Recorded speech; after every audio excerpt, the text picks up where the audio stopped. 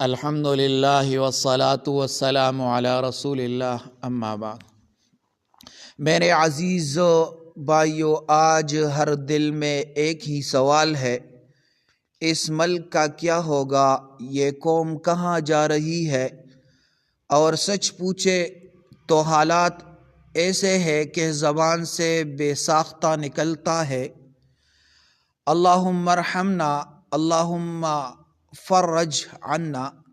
یہ ملک، یہ پاکستان، یہ کوئی عام زمین کا ٹکڑا نہیں، یہ لا الہ الا اللہ پر بنا ہوا چاند سا ملک ہے۔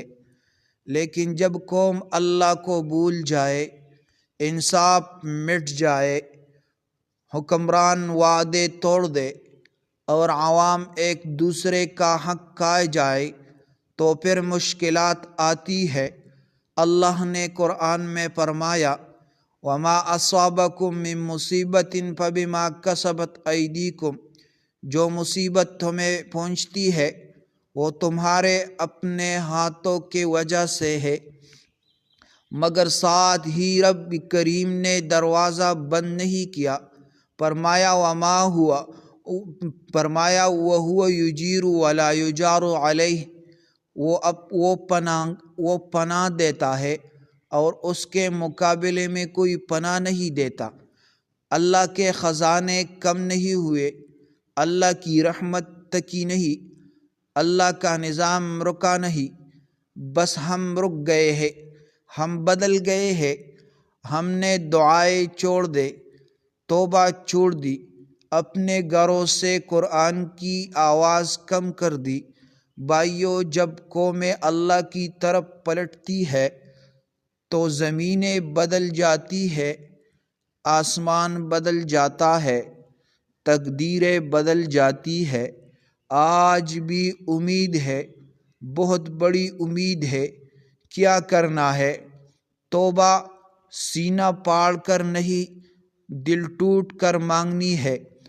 دعائیں، خاص طور پر یہ دعا، اللہم اصلح لنا بلدنا وارفع عنا البلاء والغلاء والفتن۔ قرآن سے رشتہ، گھر میں روز 2 رکعت نفل اپنے ملک کے لیے، عدل اور دیانت، ہر بندہ اپنی جگہ درست ہو جائے تو ملک خود ٹھیک ہو جائے گا۔ آخر میں سنیں، اللہ نے وعدہ فرمایا، ان مع العسر یسرا، یقیناً تنگی کے ساتھ آسانی ہے، یعنی یہ مشکلیں دائمی نہیں، یہ مایوسی کا وقت نہیں، یہ اللہ کی طرف بھاگنے کا وقت ہے۔ اے اللہ، اس ملک پر، اس قوم پر، ہمارے گھروں پر، ہمارے رزق پر، ہمارے بچوں پر رحم فرما۔